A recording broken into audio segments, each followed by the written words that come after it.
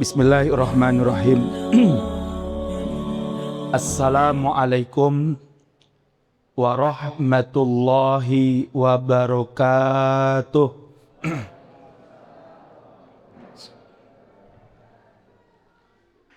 Alhamdulillahi rabbil alamin.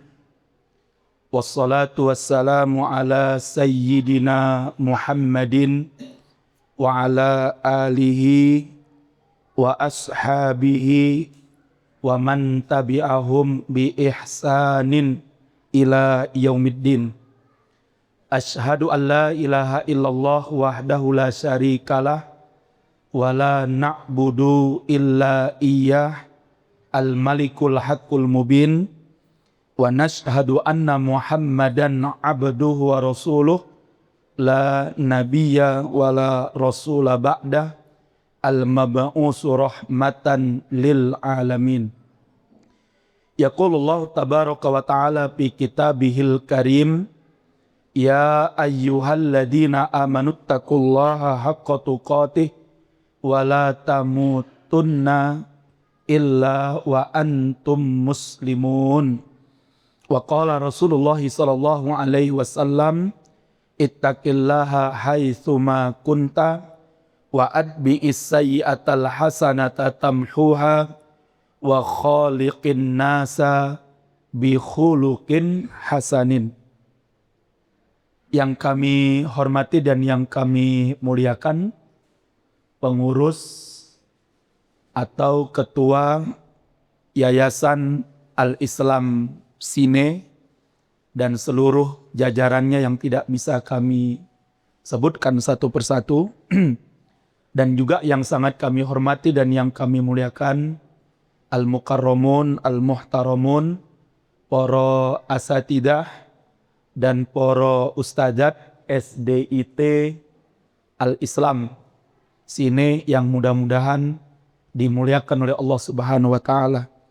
Begitu juga yang sangat kami cintai dan yang kami banggakan dan yang kami muliakan, para bapak, para ibu, para wali murid SDIT Al-Islam Sine dan juga keluarga besar Yayasan Al-Islam Sine yang mudah-mudahan dimuliakan oleh Allah Subhanahu wa Ta'ala. Alhamdulillah, pada pagi hari ini ya, saya telah dipersilahkan oleh kedua adik kita ini untuk bisa sedikit memberikan tausiah dan nasihat, dan saya telah diberi amanah oleh Yayasan Al-Islam untuk memberikan sedikit irsyadat kepada Bapak Ibu keluarga besar Yayasan Al-Islam Sine. Mudah-mudahan apa yang nantinya kita kaji bersama dan kita pelajari bersama pada pagi hari ini mendapatkan pertolongan dan barokah dari Allah Subhanahu wa Ta'ala. Amin ya rabbal alamin. Sebelumnya saya ingin menyampaikan terlebih dahulu kepada bapak-bapak dan ibu-ibu, saya mohon maaf yang sebesar-besarnya jika penyampaian kajian saya pada pagi hari ini tidak menggunakan bahasa Jawi, ya, ke bahasa Jawa, karena pulau sanes tiang Jawi. Saya bukan asli dilahirkan di Jawa ini. Saya dilahirkan dan dibesarkan di provinsi terbarat dari negara Kesatuan Republik Indonesia ini. Jadi saya dilahirkan dan dibesarkan di provinsi Aceh. Sebelumnya pernah bernama Provinsi Nanggro Aceh Darussalam. Sebelumnya lagi pernah bernama Provinsi Daerah Istimewa Aceh. Sebelumnya namanya Provinsi Aceh. Jadi sekarang kembali lagi ke awalnya. Jadi awalnya Provinsi Aceh itu namanya Provinsi Aceh, ya. Kemudian mendapatkan keistimewaan, berubah namanya menjadi Provinsi Daerah Istimewa Aceh. Pasca terjadinya kesepakatan di Helsinki di Swiss, ya, tahun 2003 kalau tidak salah, Aceh mendapatkan otsus, otonomi khusus yang seluas-luasnya. Sehingga Aceh kemudian berubah lagi namanya menjadi Provinsi Nanggro Aceh Darussalam. Sekarang balik lagi ke nama yang awal, yaitu Provinsi Aceh. Saya dilahirkan di sana dan dibesarkan di sana, dan saya pernah mengalami masa-masa kehidupan yang sangat sulit di Aceh antara tahun 90 hingga tahun 2000, yaitu masa-masa yang disebut dengan DOM, Daerah Operasi Militer. Jadi saya dibesarkan pada masa-masa dilaksanakannya daerah operasi militer di Aceh, ya. Sehingga anak-anak Aceh yang lahir pada masa itu dan dibesarkan pada masa itu hidup dengan penuh apa ya?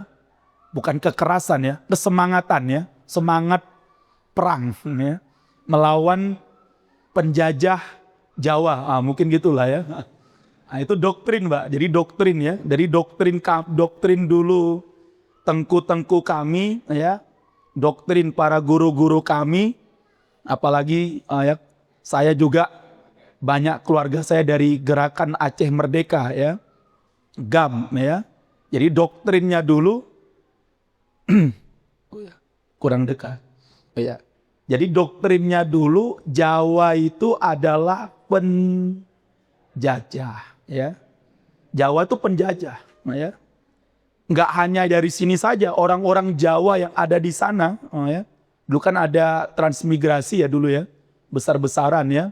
Orang Jawa di era Soeharto itu, di era Orde Baru, dibawa ke Aceh, dan di sana memang menjajah tanah Aceh, mungkin gitulah, ya. Kenapa? Karena orang Jawa di sana punya tanah yang sangat luas. Mereka punya kebun karet, mereka punya kebun sawit, dan itu wajar memang setelah saya pelajari. Karena orang-orang Aceh ini banyak yang males-males. Terlalaikan dengan minum kopinya. Ya. Jadi kalau bapak-bapak mau minum kopi sepuas-puasnya, 24 jam. Ya. Dengan aneka rasa kopi yang terbaik di dunia, datanglah ke Aceh. Ya. Insya Allah nggak akan pingin balik ke Solo lagi ya, atau ke sini lagi. Ya. Kenapa? Karena terlalaikan dengan kopinya. Lah orang-orang Aceh, mohon maaf, ya, orang-orang Aceh itu, Pak, minum kopi nggak ada gelas di sana minum kopi ya. Kopi Aceh itu cuma separuh ini nih ya. Jadi di sana minum kopi separuh gelas ini gelasnya, nggak ada gelas besar ya. Itu bisa dari pagi sampai zuhur. Duduk di warung kopi itu kan ya, sambil ngampus, ya. Sambil apa? Ngisap wal udut, nah ya. Temennya adalah itu tahan, Mbak. Jadi pulang dari nelayan itu, kan mayoritas penduduk Aceh itu apa?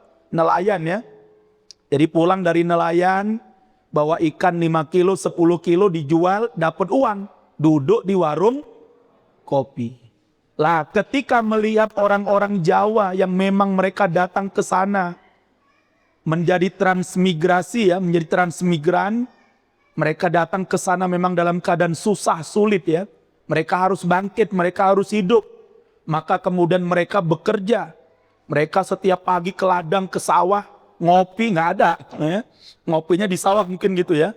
Lah akhirnya orang-orang Jawa di sana punya petarnian yang bagus, punya karet, punya sawit. Lah mulailah muncul, ya, sedikit ketidaksukaan orang-orang Aceh kepada orang-orang Jawa. Kenapa? Dianggap Jawa sebagai apa? penjajah. Maka tahun 2000, saya nggak tahu, mungkin ada di antara bapak-bapak, tahun 2000 itu adalah masa pengusiran orang Jawa besar-besaran dari Aceh keluar dari Aceh ya. Jadi pengusiran orang-orang Jawa tuh besar-besaran tuh tahun 2000, Pak. Orang-orang Jawa tuh diusir dari bumi Aceh, pokoknya keluar dari Aceh. Oh, ya. Tapi apa yang terjadi? Setelah orang-orang Jawa eksodus besar-besaran keluar dari Aceh, mereka tinggalkan pertanian mereka yang jumlahnya bukan lagi ratusan hektar, puluhan ribu hektar. Mereka tinggalkan cengkehnya, mereka tinggalkan coklatnya, mereka tinggalkan sawitnya, mereka tinggalkan karetnya. Itu pun orang Aceh juga nggak bisa ngerjainnya. Sehingga terbengkalai itu terus terang. Nah, ini bukan saya jelek-jelekkan orang Aceh, karena saya orang Aceh ya. Saya tahu betul ya, walaupun maka bagi kalian mudah-mudahan dimuliakan oleh Allah. Akhirnya saya datang ke Jawa untuk belajar ke tempat orang yang katanya menjajah Aceh. Oh ya. Lah oleh sebab itu Mas sekalian, ini doktrin dulu ya. Alhamdulillah sekarang Aceh sudah lebih baik ya, apalagi setelah Allah berikan peringatan kepada Aceh dengan diberikannya ujian yang sangat luar biasa. Tahun 2004 terjadi tsunami ya, yang mungkin belum pernah terjadi di Indonesia. Tsunami yang sebesar di Provinsi Aceh yang menyebabkan lebih dari 350.000 rakyat Aceh yang meninggal dunia. Ya. Hanya separuh jenazahnya saja yang ditemukan. Ya. Jadi dari 350.000 data yang dipastikan ya meninggal dunia dan hilang, mayat yang ditemukan, jenazah yang ditemukan itu hanya sekitar 200.000 jenazah saja.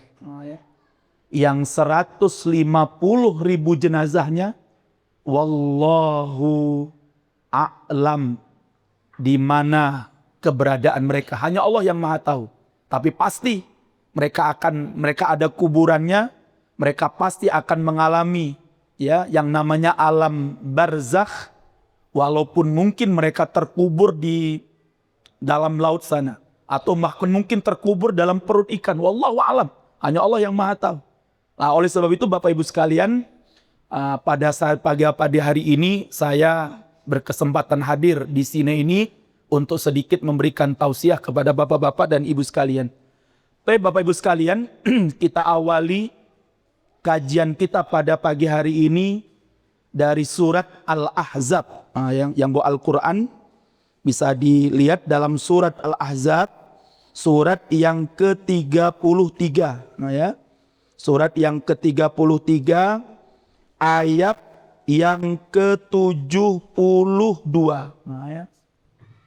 Di mana Allah Subhanahu wa taala mengingatkan kepada kita, apa kata Allah? Inna arabnal amanata alas samawati wal ardi wal jibal fa abaina ayyahmilnaha wa asfaqna minha wa hamalahal insan innahu kana zaluman jahula, kata Allah.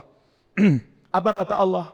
Sungguh kata Allah, kami telah menawarkan al-amanah.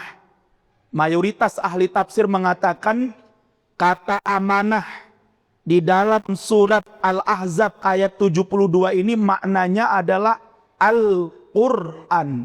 Ya.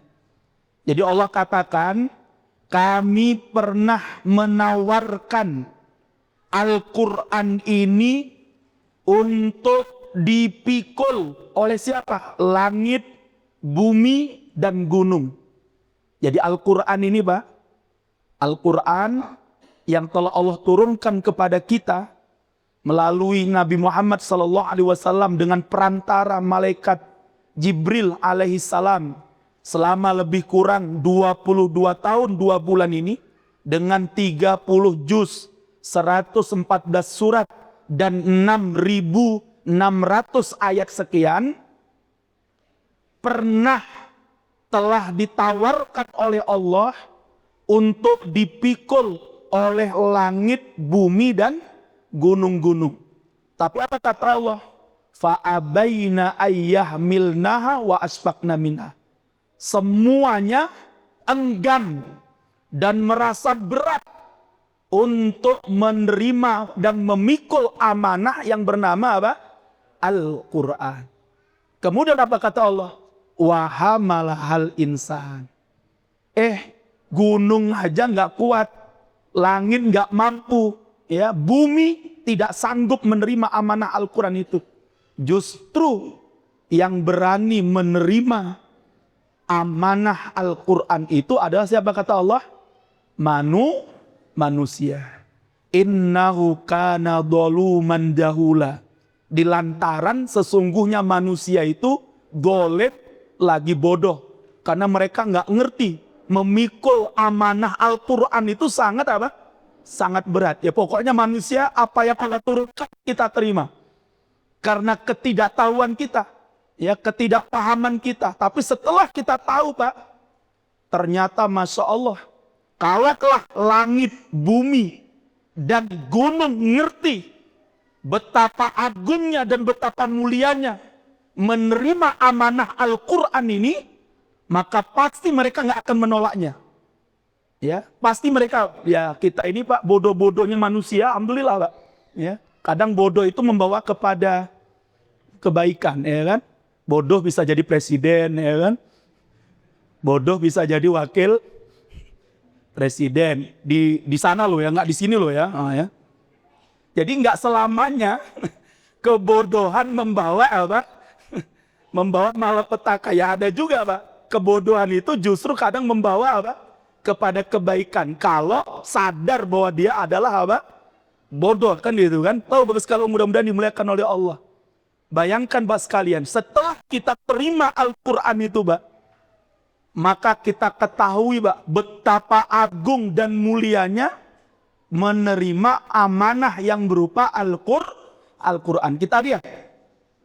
Ketika Allah Subhanahu wa Ta'ala menjadikan dan menetapkan malaikat Jibril sebagai pembawa wahyu Allah, termasuk Al-Quran kepada Nabi Muhammad SAW, maka Allah jadikan malaikat Jibril adalah sebaik-baik malaikat.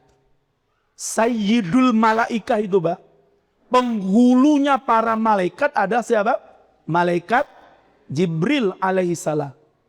Ketika Allah turunkan Al-Quran ini kepada seorang manusia yang bernama Muhammad sallallahu alaihi wasallam, maka Allah jadikan Nabi Muhammad adalah sebaik-baik manusia di muka bumi ini. Khairul khalqi wal basar, khairul anbiya'i war rusul, sayyidul anbiya'i wal rusul. Setelah Nabi Muhammad menerima apa? Al-Quran. Ketika Allah turunkan Al-Quran, ketika Allah turunkan Al-Quran ini, di mana? Di sebuah bulan. Maka Allah jadikan bulan itu sebagai sebaik-baik bulan dalam setahun. Yaitu bulan Ramadan. Dan ketika Al-Quran itu Allah turunkan di satu malam, maka Allah jadikan malam itu adalah malam terbaik sepanjang satu tahun. Apa kata Allah? Inna anzalnahu fi lailatul qadr wa ma adra kama lailatul qadri khairum min al-pisar. Adakah malam di luar malam Lailatul Qadar yang beribadah pada malam itu lebih baik daripada beribadah 1000 bulan? Gak ada Pak. Hanya ada di malam Lailatul Qadar. Kenapa Allah jadikan malam Lailatul Qadar sebagai malam yang terbaik? Orang yang beribadah pada malam Lailatul Qadar, Allah berikan pahala sebagaimana dia beribadah selama 1000 bulan, 88 tahun. Karena Allah turunkan Al-Quran di malam apa? Di malam Lailatul Qadar. Oleh sebab itu Bapak Ibu sekalian, banggalah kita, Pak. Panjenengan sebagai bapak, sebagai ibu, berbanggalah, Pak. Dan bahagialah dan mulialah ketika anak-anak panjenengan hari ini, mereka adalah orang-orang yang hari ini telah memikul amanah berupa apa? Al-Quran. Jadi jangan Bapak Ibu sekalian kemudian merasa sedih, enggak. Justru kita termuliakan, Pak. Terhormati, Masya Allah. Ada seorang Intel TNI, Pak. Intel TNI, Angkatan Darat. Karena saya juga sebagai ketua GBN, Gerakan Bela Negara, jadi saya sering berhubungan dengan bapak-bapak Intel ini ya. Apalagi hari ini ya, karena hari ini presidennya basicnya adalah TNI Angkatan Darat, ya. Maka yang sekarang banyak berkeliaran ya, banyak bertebaran hari ini, bukan lagi intel-intel polisi. Intel-intel polisi sudah berakhir masanya mungkin lah ya. Sudah mulai sedikit terkurangi masanya. Karena eranya polisi itu kan eranya presiden kemarin ya. Wah itu memang eranya Pak Pol. Ya. Nah, kalau eranya Prabowo ini mulai agak tereliminasi sedikit lah. Jadi sekarang kemana-mana tuh yang banyak intel-intel dari TNI Angkatan Darat. Beliau cerita sama saya. Suatu hari dia ketemu sama saya. Dia intel di Kodam, Pak. Kodam 4, mana itu? Jawa Tengah ya, Jawa Tengah, Semarang. Yaitu Kodam 4 di Ponegoro. Dia cerita sama saya, Ustadz, saya bersyukur kepada Allah, Ustadz, dia bilang. Saya ini TNI gak paham agama, gak mudeng agama Ustadz. Tapi saya udah sepakat sama istri saya. Makanya dia bilang, makanya Ustadz, ketika saya pindah kemana-mana itu saya gak pernah bawa istri saya. Pokoknya istri sama anak saya biar tinggal di Solo. Karena di Solo itu paling mudah, paling gampang untuk mencari sekolah-sekolah berbasiskan Islam. Jadi dia pindah kemana-mana itu nggak pernah bawa istrinya, Bah. Sudah peneng Solo wae. Anakmu neng disekolahkan di sekolah Islam, dia bilang. Dan dia pernah, Bah, suatu malam dia menangis ketika dia dapatkan anaknya ini, Pak, ya, pagi harinya sebelum subuh itu membaca Al-Qur'anul Karim, ya. Jadi anaknya sudah lulus SD, SMP. Kemudian pagi-pagi tuh kok tahajud ya. Kok dia dengar sayup membaca Al-Quran. Dia hafal Al-Quran itu, anak saya itu udah hafal Quran 5 juz, Pak Ustadz, dia bilang. Intel anaknya hafal 5 juz, kan keren dong. Dan dia meneteskan air mata. Dia langsung bilang, Ustadz, saya tuh ibarat mendapatkan kemuliaan yang sangat luar biasa. Pangkat jabatan saya tuh nggak ada artinya, Ustadz. Kalau anak saya tuh nggak jadi apa-apa. Pangkat dan jabatan saya tuh nggak ada maknanya. Ketika dibandingkan dengan anak saya yang hafal Quran 5 juz itu. Jadi pas kalian, orang yang mendapatkan anaknya, Pak, bisa membaca Al-Quran, apalagi bisa menghafal Al-Quran, itu nikmat yang sangat apa? Teragung. Yang Bapak Ibu sekalian tentunya wajib untuk kita syukuri. Wajib untuk kita bersyukur kepada Allah. Ini adalah masa depan anak kita, Pak. Inilah qurratu ainin itu. Yang setiap hari kita berdoa kepada Allah, Rabbana hablana min azwajina wa dzurriyyatina qurrata a'yun. Ya Allah, jadikan pasanganku, anak keturunanku, ya Allah, qurrata a'yun, penyejuk jiwaku, penggembira hatiku, penenang hati dan jiwaku ya Allah. Salah satunya Pak, kita dapatkan itu di dalam apa? Al-Quranul Karim. Sehingga Bapak Ibu sekalian, panjenengan tidak salah Pak. Jenengan sudah tepat dan benar ketika jenengan memilih SDIT Al-Islam ini untuk menyekolahkan anak-anak panjenengan. Anak-anak jenengan nantinya Pak nggak jadi gubernur, nggak apa Pak. Nggak jadi presiden, nggak apa-apa. Nggak jadi anggota DPRD, nggak apa-apa. Yang penting anak saya soleh, baca Quran, hafal Quran, sholat. Daripada jadi gubernur bandit, jadi anggota DPR mafia, perampok duit negara, jadi bupati kerjanya apa? Korupsi. Kita alhamdulillah Pak. Maka kemarin Masya Allah ya, sempat beredar sebuah video ya, sebuah video yang direkam secara diam-diam oleh anak buahnya Menteri Keuangan yang baru, Purbaya. Di dalam mobil, ajudannya dari belakang memvideokan Pak Purbaya ini, perjalanannya dari rumah ke kantor itu apa? Membuka mushaf dan membaca Al-Quran. Masya Allah. Bayangkan kok, kalau semua menteri kita itu Pak, baca Quran, ya. Tapi yang dibaca hitungan duit terus, nah ini repotnya. Jadi kalau mereka ini baca Quran, dekat dengan Quran, itu akan dekat ketakwaannya kepada Allah Subhanahu wa Ta'ala. Oleh sebab itu Bapak Ibu sekalian, jadi yang pertama saya ingin menyampaikan Pak, jazakumullah khairan, selamat kepada bapak-bapak dan ibu-ibu yang telah memilih anak-anak Bapak untuk Bapak sekolahkan di sekolah yang terbaik ini insya Allah. Namun demikian Pak, ketahuilah, menghafal Quran itu berat Pak, demi Allah. Demi Allah Pak, menghafal Al-Quran itu berat.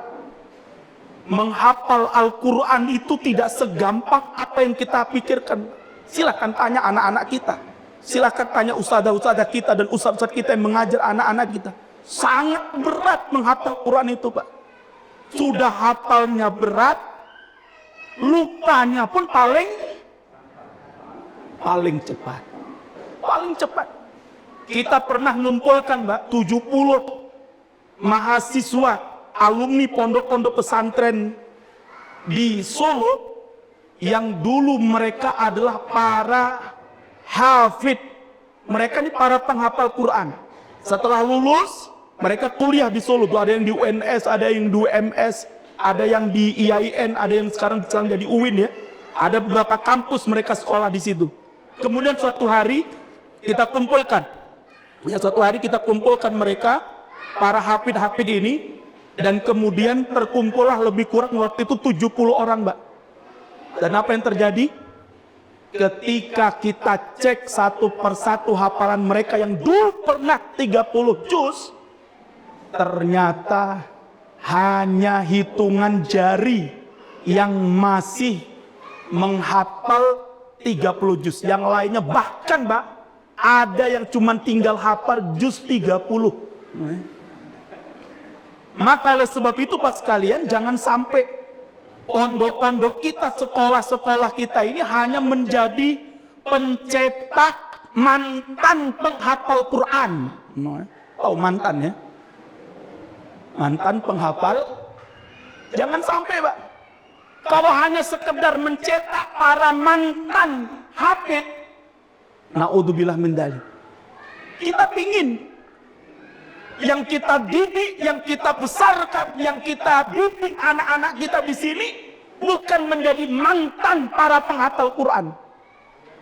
Kan jelek banget ya, biyen pulau ya hafal. Biyen saiki lali. Jelek banget, Pak. Dan hari ini Pak, banyak pondok-pondok pesantren, naudzubillah min dzalik, yang hanya mencetak para mantan penghafal Al-Quran. Kita tidak ingin, Pak. Sekolah kita ini, SD kita, nggak ingin anak-anak kita keluar dari sekolah ini, di mana mereka di sini pernah menghafal Quran 5 juz, keluar jadi para mantan penghafal. Kalau mantan bandit masih mendingan, Mbak. Mantan preman ya masih mendingan. Tapi kalau mantan penghafal Quran, oleh sebab itu Bapak Ibu sekalian, saya mengajak kepada Bapak Ibu sekalian, yang pertama, Pak, doakan, Pak. Doakan anak-anak kita setiap malam itu, Pak. Demi Allah, Pak. Saya punya anak, Pak. Alhamdulillah hafal Quran 15 juz ketika mondok di pondok pesantren Ibnu Abbas Klaten, pondok pesantren Tahfidul Quran. Ibnu Abbas Klaten ya, yang dulu didirikan oleh Allahumirham Ustadz Dr. Mu'inunillah Basri MA. Alhamdulillah anak saya lulus SMA di sana. Syarat kelulusannya karena masuknya bukan dari Pondok Ibnu Abbas, karena dari SD IT, dari SMP IT Ar-Risalah Solo, anak saya mondok di sana, maka kewajibannya hanya menyelesaikan hafalan 15 juz. Masya Allah, Pak. Betapa bangganya menjadi seorang ayah, punya anak, hafal Quran 15 juz, Pak. Dan bangga sekali, alhamdulillah. Maka, Pak, setiap malam, Pak, saya doakan kepada Allah, ya Allah, kuatkan hafalannya, ya Allah. Mungkinkan hafalannya, ya Allah. Mudahkan hafalan. Itu doa kita, Pak, setiap hari. Enggak gampang, demi Allah, enggak gampang menghafal Quran itu, Pak. Anak-anak kita butuh doa panjenengan. Anak-anak kita butuh doa dari bapak-bapak dan ibu sekalian. Walaupun mungkin mereka tidak mengucapkannya, walaupun mereka tidak mengatakannya, tapi ketahuilah, menghafal Quran itu nggak gampang, Pak. Menghafal Quran itu nggak mudah. Apalagi kita di negara kita ini, kecuali kalau memang kita berada di negeri-negeri yang memang menjadi negeri penghafal Quran, kayak di Palestina, ya, Gaza. Saya ketemu dengan seorang syekh dari Gaza. Saya tanya, ya syekh, usia berapa Anda menghafal Quran? Usia 18 tahun. Apa telat itu, Ustaz? Jadi di Gaza itu, Bar, hafal Quran 18 tahun telat. Di sana itu hafal Quran biasa, Bar, usia 9, 10, 12 sudah hafal Al-Quran. Jadi kalau usia Al-Quran, hafal Quran 18 tahun di Gaza, itu telat. Kita 60 tahun, Mbak. Belum hafal Quran berarti, Mbak, super telat, super terlambat, Mbak, kita ini. Ya. Jadi di sana 18 tahun baru hafal Quran, dibilang apa? Sudah terlambat, Mbak. Begitulah. Karena memang tradisinya demikian. Lah kita ini, Mbak, walaupun alhamdulillah hari ini negara kita ini, Masya Allah, ya, sudah bermunculan, sudah banyak berdiri pondok-pondok pesantren apa? Tahfidul Quran. Sehingga alhamdulillah negara kita hari ini, Pak, sudah masuk dalam negara dengan para penghafal Quran yang sangat banyak. Maka Pak sekalian, maka yang pertama saya berharap kepada bapak-bapak dan ibu-ibu, ya, setiap kali jenengan sholat, tengadahkan tangan jenengan, Pak, ke langit, ya Allah. Kuatkan hafalan anak-anakku, ya Allah. Mungkinkan hafalannya, ya Allah. Jadikan hafalannya menjadi hafalan yang membuat berkah pada diri, keluarga, masyarakat, dan bangsanya. Itu yang kita minta sama Allah. Itu yang pertama. Yang kedua, Bapak Ibu sekalian, bantu hafalan Al-Quran anak-anak kita. Selain dengan doa, bantu mereka dengan apa? Bapak ibunya jangan bermaksiat kepada Allah. Demi Allah, Pak. Demi Allah. Maksiat kita, maksiat bapak, maksiat ibu akan mempengaruhi kuat tidaknya, mudah tidaknya hafalan anak-anak kita. Jadi Pak, saya mohon, kalau kita ingin anak-anak kita menjadi anak-anak yang hafid, anak-anak yang hufaz, anak-anak yang penghafal Quran, Pak, bantu hafal mereka, Pak. Dengan cara apa? Bapak ibunya jangan maksiat kepada Allah. Bapak ibunya jangan buat kejahatan. Ini anaknya di SDIT Al-Islam ngapal Quran capek. Dipanggil selalu saja, ayo nak, murajaah, setoran, tambahan. Bapaknya nih ngomah. Mendem. Bapaknya di rumah minum ciu. Ibunya di rumah tikbakan.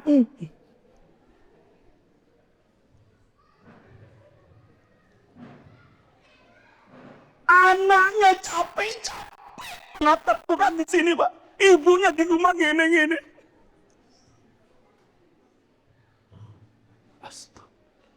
Terus piye? Terus gimana nanti anak-anak kita itu, Pak? Maka Bapak Ibu sekalian, Allah bantu anak-anak kita ini, bapak ibunya menjadi bapak ibu yang juga soleh dan soleha. Supaya Bapak itu, amalan bapak ibu, amalan bapak ibunya, itu akan menjadi sebuah keberkahan. Agar anak-anak kita juga menjadi orang-orang yang dimudahkan oleh Allah untuk menghafal Al-Quranul Karim. Kemudian yang ketiga Bapak Ibu sekalian, tolong dan bantu anak-anak kita yang menghafal Quran ini, Pak, dengan cara apa? Beri mereka makan dan minum dari sesuatu yang halal. Ingat Pak, demi Allah Pak, mudah tidaknya kita menghafal gitu Pak. Mudah tidaknya kita menghafal Quran itu Pak, tergantung asupan yang masuk ke dalam perut anak-anak kita ini Pak. Jadi kalau bapak-bapak ingin anak-anak kita menjadi penghafal Quran, menjadi para hafid, menjadi para hufat, menjadi para hafizat, tapi tiap pagi, tiap hari jenengan kasih dia makanan dari hasil mencuri, mencopet, korupsi, sesuatu yang diharamkan oleh Allah, Pak. Itu sana saja, Pak. Kita sedang menyiksa anak-anak kita itu, Pak. Berat, Pak, berat. Maka Bapak Ibu sekalian, mudah-mudahan Bapak-Bapak yang hadir semua di sini, Allah mudahkan panjenengan dengan rezeki yang dihalalkan oleh Allah Subhanahu wa taala. Ya. Cari, Pak. Rezeki itu tidak perlu banyak, yang penting yang penting apa Pak? Barokah, ya. Daripada cari harta-harta yang hari ini ya. Walaupun ada juga Pak teori dagelan. Ya. Mereka bilang apa? Nyari sing haram wae susah, nopo meneh sing halal. Ada pernah dengar nggak Pak? Pernah dengar ya?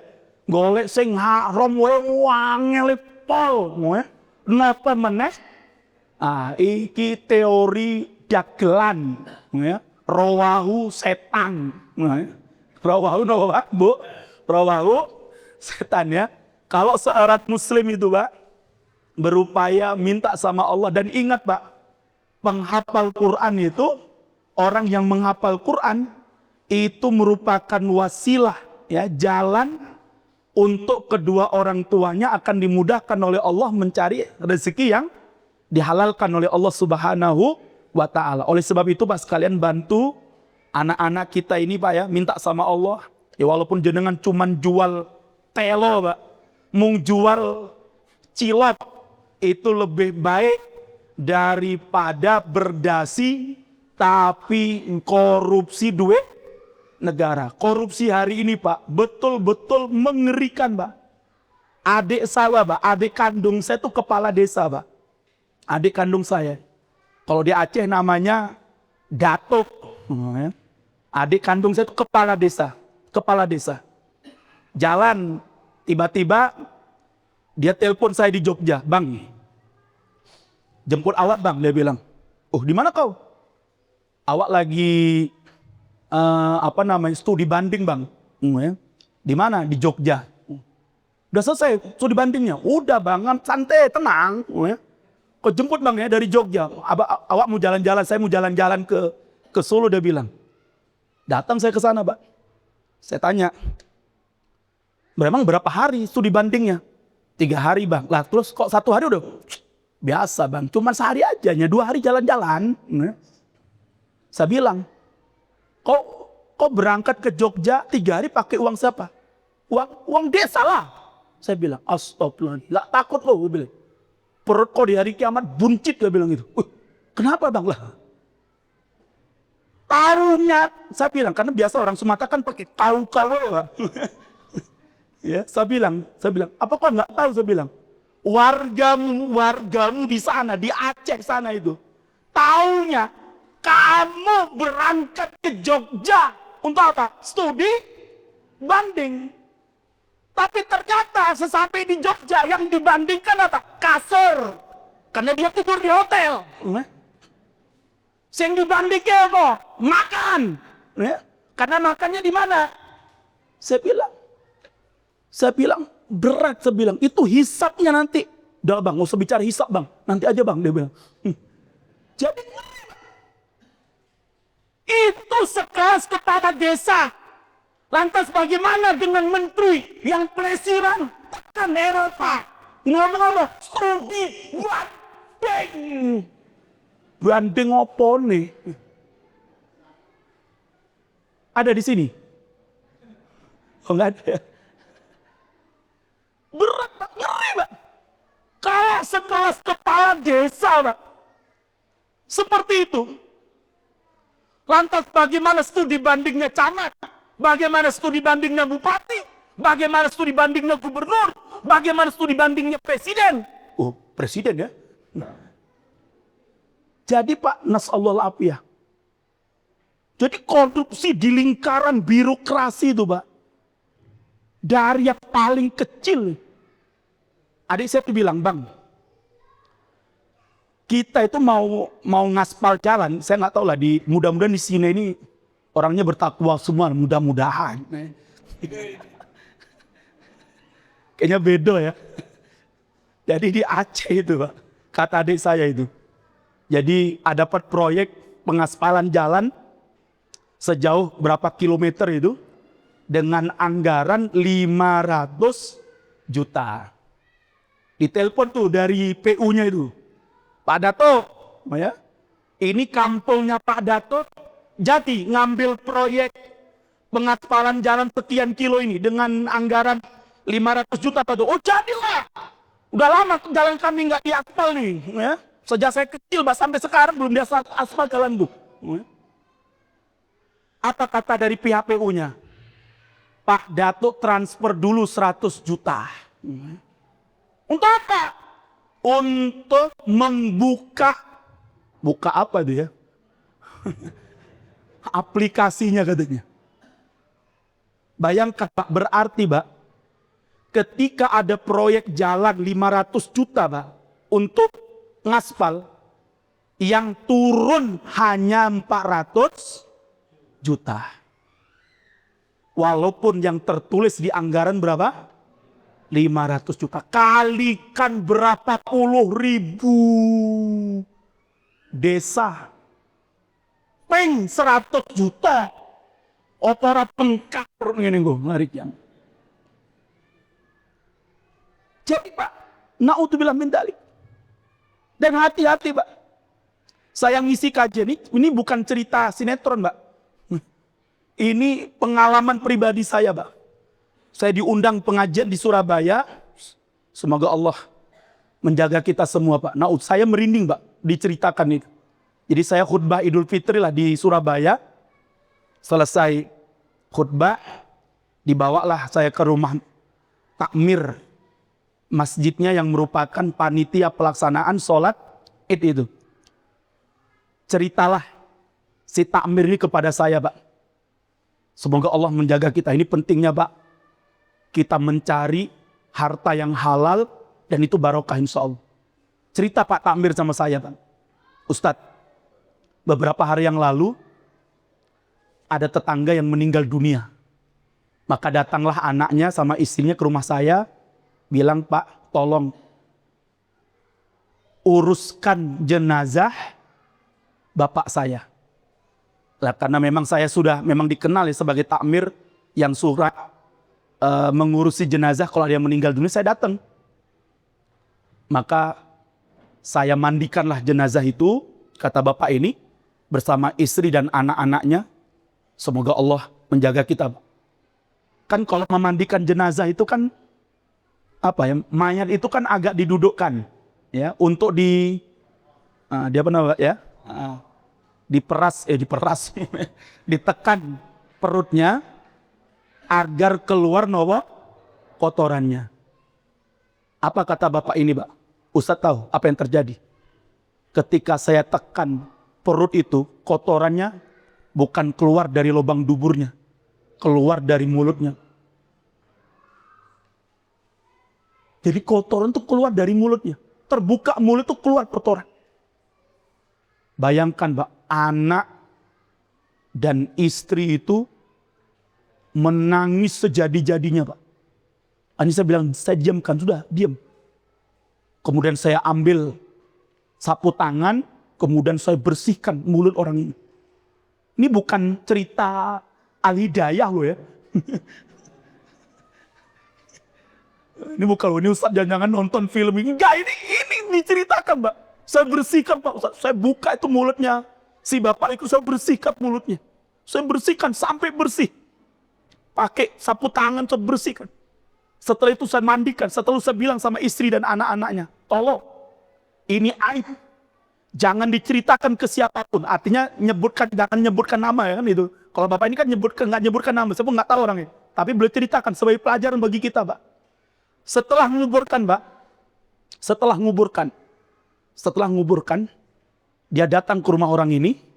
Dia kumpulkan istri sama anak-anaknya. Dia tanya, Bu, Pak, Nak, kalian tadi sudah menyaksikan apa yang menimpa Bapak. Sekarang saya ingin tahu kira-kira apa dosa suami ibu kok sampai Allah mengeluarkan kotorannya dari mulutnya. Ceritalah si ibu ini, Pak, sambil menangis, kata bapak ini. Sambil menangis, dia neteskan air mata, nangis, dia cerita. Pak, suami saya itu dulunya kerja di Depsos, Departemen Sosial. Lah terus dia sering, dering dia Pak Ustadz, memotong ban. Jadi bapak-bapak, ibu-ibu ya, kalau bukan meden nih, ya. Jadi bapak-bapak, ibu-ibu yang jadi RT, yang jadi suaminya RT, ingatkan suaminya, jangan pernah motong bantuan sosial. Apa orang mesak, Pak? Sampai bansos kematian pun dikorupsi. Stres orang ini. Dapat bantuan sosial, kan ada tuh bantuan sosial kematian ya. Kalau dilaporkan tuh kalau orang-orang yang nggak mampu tuh kan dapat 1 juta kalau tidak salah saya. Itu belum tentu sampai 1 juta, Pak. Apa si Sohibul Bait itu? Itu karena dapatnya 800, dapatnya 700. Nah, 300 ke mana? Administrasi. Padahal orang dikorupsi. Naudzubillah min dzalik, Pak. Maka Bapak Ibu sekalian, mari kita bantu anak-anak kita ini, Pak, supaya dia mudah hafal Quran dengan kita beri dia makan ya halal, rezeki yang halal.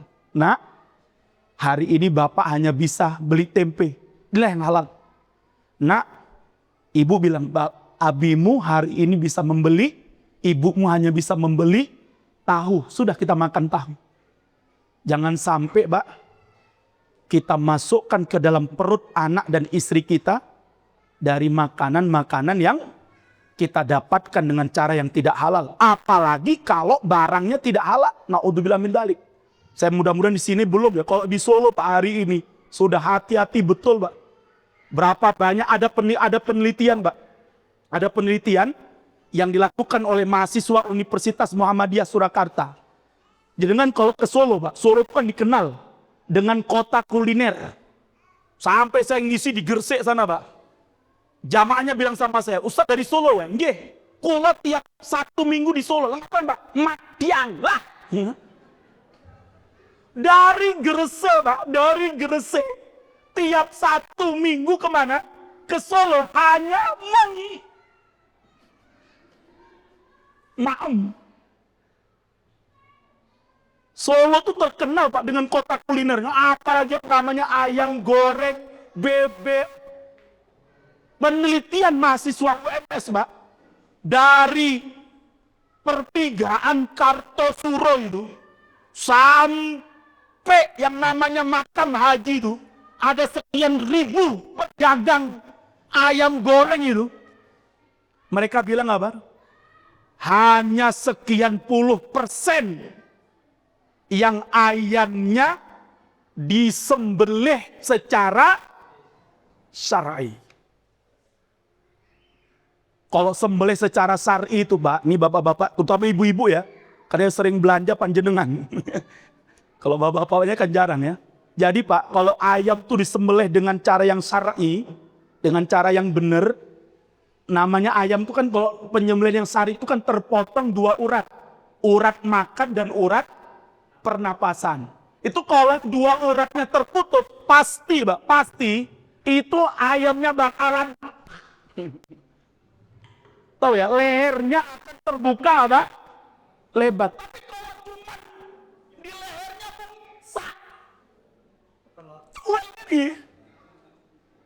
ini bisa dipastikan belum terputus. Itu biasanya disembelih pakai apa? Pakai pisau lipat loh. Sering langsung dicemplungkan kemana? Ke banyu.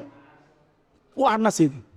Jadi ayamnya nggak mati karena sembelihan, tapi kenapa?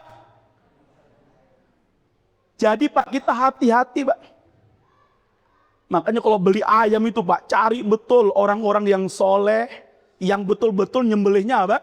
Apalagi yang namanya bakso. Baksonya, gilingnya di penggilingan umum. Wah, sudah itu, Pak, ngeri, Pak. Semua daging akan masuk di penggilingan itu. Sing Nasrani nggawa P2 yo nyemplung. Ono Nasrani pingin buat bakso wasu. Yo nyemplung dagingnya, ya. Mau buat bakso babi, nyemplung dagingnya. Jenengan Ustadz Al-Islam, nggawa daging korban, halal, nyemplung bareng. Jadi, Pak, berat memang hari ini, Pak. Lah, oleh sebab itu, Pak sekalian, maka berhati-hati kita, apalagi di Solo, Pak ya. Kalau jenengan kalau datang ke Solo, waspada. Hari ini di Solo itu sudah menyebar yang namanya rumah makan wal-iyadzubillah. Bahkan mereka sudah berani membuat kuliner. Ya, apa namanya, membuat apa? Membuat apa namanya? Bazar. Oh, bazar, Pak. Kok sini bazarnya apa? Pohong ya. Di sana, Pak, bazarnya kuliner babi guling. Na'udzubillah min dzalik. Oleh sebab itu, Pak sekalian, mudah-mudahan Allah jaga anak-anak. Dan yang terakhir, Pak, yang terakhir, supaya anak-anak kita ini kita jaga hafalan Qur'annya, Pak. Setelah dari SDIT Al-Islam ini dilanjutkan sekolah-sekolah Islam yang lainnya untuk menjaga hafalannya. Terutama kalau panjenengan dimudahkan oleh Allah rezekinya, ya, masukkan anak-anak kita ke pondok pesantren. Guna apa? Untuk menjaga hafalannya, Pak. Karena kalau jenengan lulus dari sini 5 juz, kemudian jenengan masukkan ke sekolah negeri yang di sana nggak ada hafalan Qur'annya, tidak ada bentuk penjagaan hafalannya, dan di rumah pun orang tuanya nggak bisa menjaga hafalan anak-anaknya, maka khawatir, Pak, anak-anak kita nantinya hanya jadi sebagai apa? Mantan penghafal Quran 5 juz. Na'udzubillah min dalik. Tuh, Bapak Ibu sekalian yang mudah-mudahan dimuliakan oleh Allah Subhanahu wa taala. Kemudian yang kedua, dan ini yang penutup, Bapak Ibu sekalian, ketahuilah bahwasanya hari ini banyak para penghafal-penghafal Quran yang terkadang hanya sekedar menghafal tanpa pernah kemudian mentadaburi ayat-ayat yang dihafalnya, sehingga ayat-ayat itu dan Al-Quran itu menjadi akhlak yang kemudian melekat pada diri anak-anak didik kita. Sehingga Bapak Ibu sekalian, kita nggak usah kaget, naudzubillah min dalik, semoga Allah jauhkan anak-anak kita, ya. Kita dapatkan, Pak, terkadang orang-orang yang menghafal Al-Quran, akhlak dan adabnya tidak mencerminkan dengan adab dan akhlakul Quran. Lah, oleh sebab itu Bapak Ibu sekalian yang mudah-mudahan dimuliakan oleh Allah Subhanahu wa taala, ketahuilah, Pak, bahwasanya Al-Quran ini tidak hanya sekedar dihafal, Pak. Al-Quran ini tidak hanya sekedar dibaca, walaupun itu sulit, ya, walaupun itu sebuah yang memang harus kita lakukan, termasuk kita hari ini, Pak, ya. Mudah-mudahan bapak-bapak dan ibu-ibu yang belum menghafal Quran, minimal kita membaca Al-Quranul Karim, ya. Ada seorang sahabat pernah ditanya, ya. Jadi seorang sahabat pernah bertanya kepada Rasulullah. Kalau tidak salah sahabat Abu Hurairah tanya sama Rasulullah, "Ya Rasulullah, berapa hari saya harus menghatamkan bacaan Al-Quran saya?" Kata Rasulullah, khatamkan Al-Quran itu bacaannya sebulan sekali. Kata Abu Hurairah, kelamaan ya Rasulullah. Kelamaan lah, sok baca Quran 30 juz, 30 hari kelamaan. Kalau begitu kata Rasulullah, khatamkan Al-Quran 20 hari. Kata sahabat, kelamaan ya Rasulullah, khatamkan Al-Quran 15 hari sekali. Sampai akhirnya, Pak, Rasul bilang sama sahabat Abu Hurairah, khatamkan Al-Quran itu 3 hari sekali. Sehingga menurut ulama kita, Pak, namanya Imam Ibnu Hajar Al-Asqalani, beliau mengatakan, semales-malesnya seorang muslim membaca Al-Quran itu adalah khatam sebulan sekali. Itu yang semales-malesnya. Dan orang muslim yang sesungguh-sungguhnya, serajin-rajinnya menghatamkan Quran adalah mereka yang menghatamkan Quran berapa hari sekali?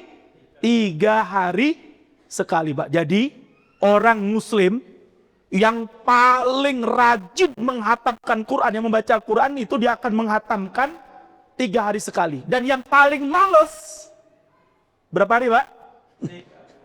30 hari sekali. Lah kalau setahun sekali, Pak?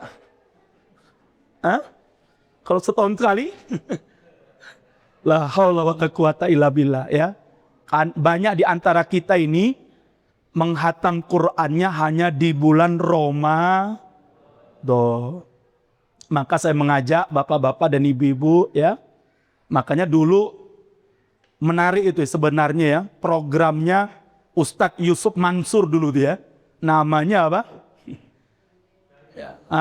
Baca apa namanya? 1 hari, 1 day, 1 juz, ya. 1 day, 1 juz. 1 hari kita khatamkan Al-Quran berapa? 1 juz. Itu program yang sebenarnya bagus, Pak. Hanya saja hari ini berapa banyak kita telah dilalaikan dari bacaan Al-Quran ini. Maka Bapak Ibu sekalian, saya mengajak untuk diri saya, Pak, dan kepada panjenengan, mari kita usahakan, Pak.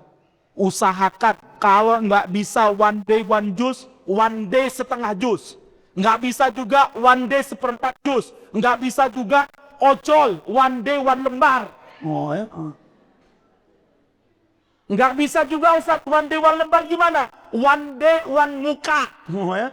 1 muka. Oh, ya. Nggak bisa juga siap-siap dibacakan Al-Quran. Kan gampang ya. Kalau udah nggak bisa lagi baca Quran, berarti dibacakan apa? Dibacakan kepadanya Al-Quran. Nah, oleh sebab itu mas sekalian, yang terakhir saya mengajak kepada bapak-bapak dan ibu-ibu, mari kita jaga betul adab dan akhlak anak-anak kita, Pak.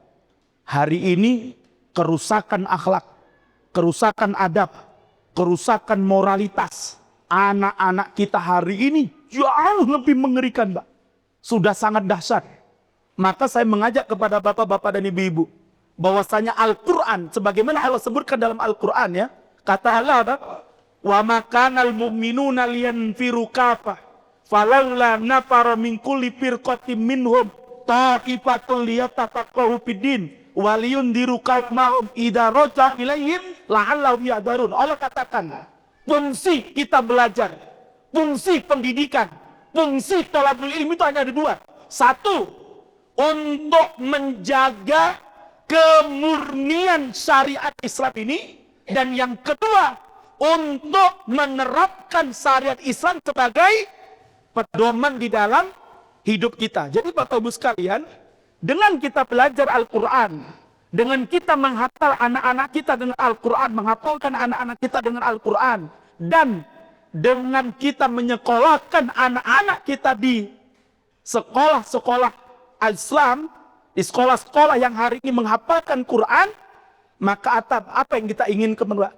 Yang kita inginkan adalah ketika seorang sahabat pernah bertanya kepada Ibunda Aisyah, ya Rasul, ya wahai Ibunda Aisyah, bagaimana akhlaknya Rasulullah itu?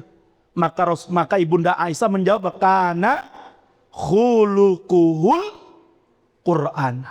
Akhlak Rasulullah itu adalah Al-Quran. Dan itu berat Pak hari ini. Sangat berat hari ini kita untuk menjadikan akhlak anak-anak kita dengan akhlakul Quran. Maka dimulai dari keluarga kita yang kecil, bapak-bapak dan ibu-ibu ya.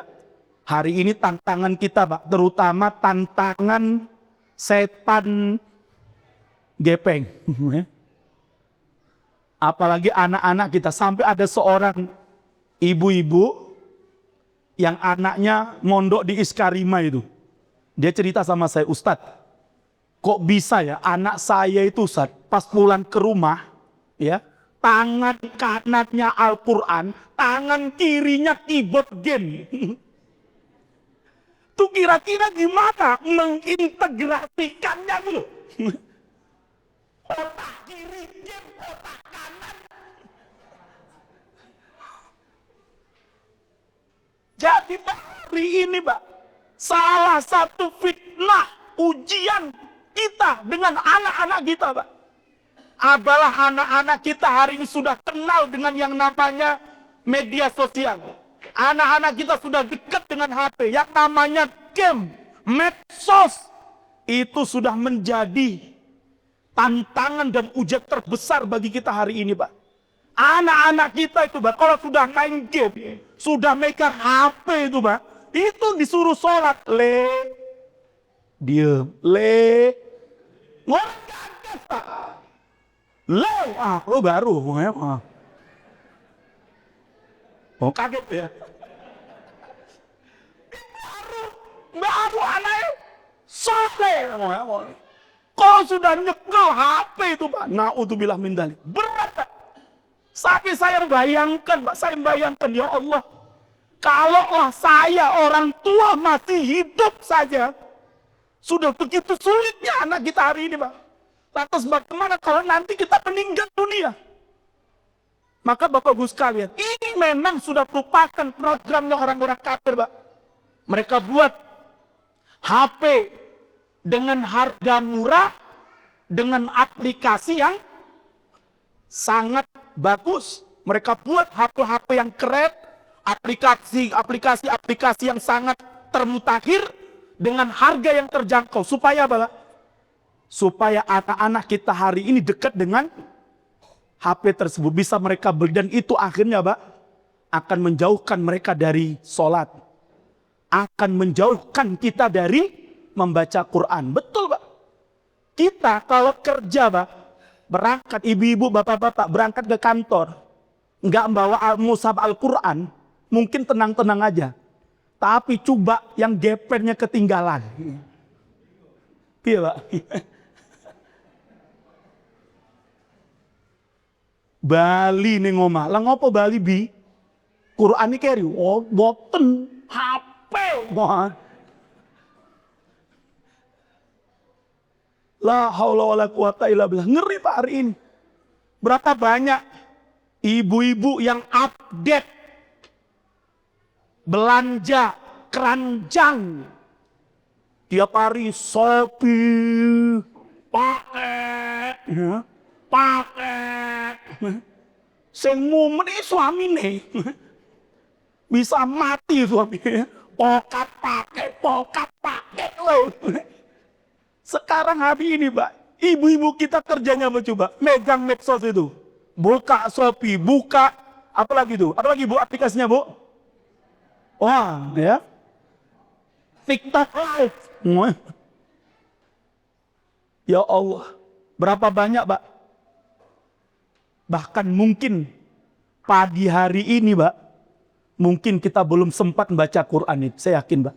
Na'udzubillah min dzalik. Tapi sejak tadi pagi ibu udah berapa kali Bu buka ini Bu? Bu, udah berapa kali buka ini Bu? Udah berapa kali?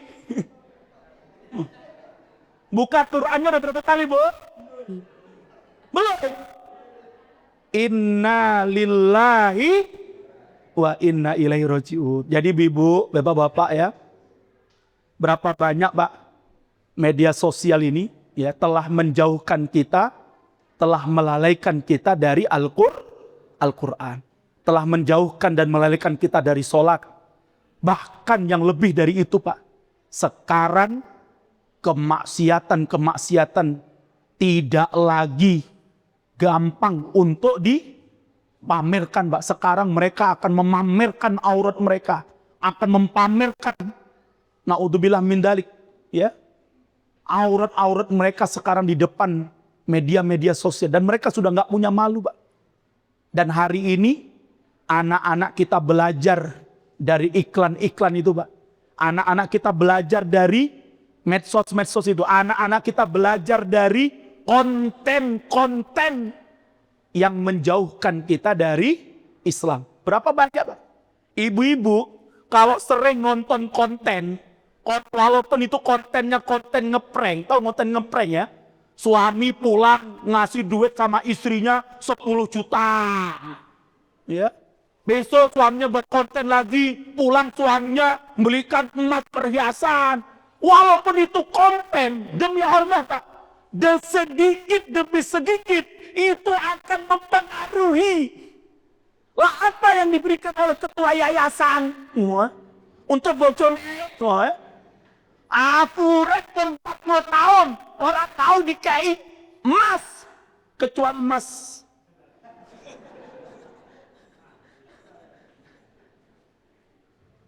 Itu Pak, sangat mungkin Pak, betul.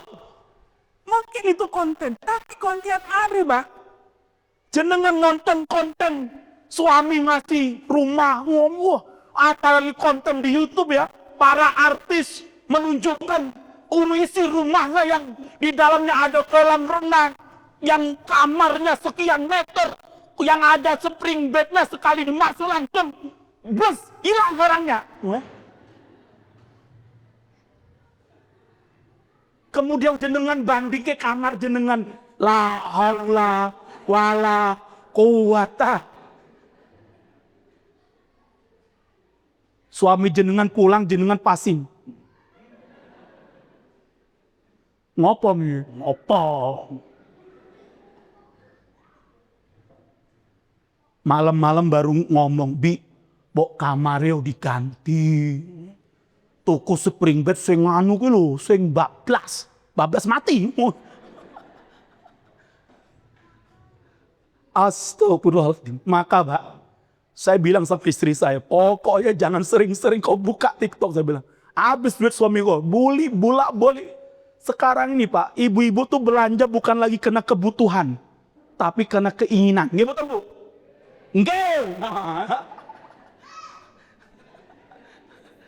Lah, maka Bapak Ibu sekalian, hari ini Pak, ini menjadi ujian bagi kita orang tua, dan yakinlah pahalanya juga semakin besar di sisi Allah. Karena semakin berat ujian kita, semakin besar pahala kita di sisi Allah. Maka mari kita kawal, kita didik, kita rawat, kita bimbing anak-anak kita, dan kita berterima kasih kepada ustadz-ustadz kita yang ada di SDIT Al-Islam ini, yang mana mereka telah membimbing anak-anak kita, Pak, menghafalkan Quran, menuntun mereka untuk memperbaiki tahsinnya, tajwidnya. Masya Allah, kita doakan mudah-mudahan SD kita ini, sekolah kita ini, sekolah yang diberkahi oleh Allah Subhanahu Wa Taala, ya, bangunannya semakin maju, ya Insya Allah, ya, perluasan tanahnya semakin banyak, ya.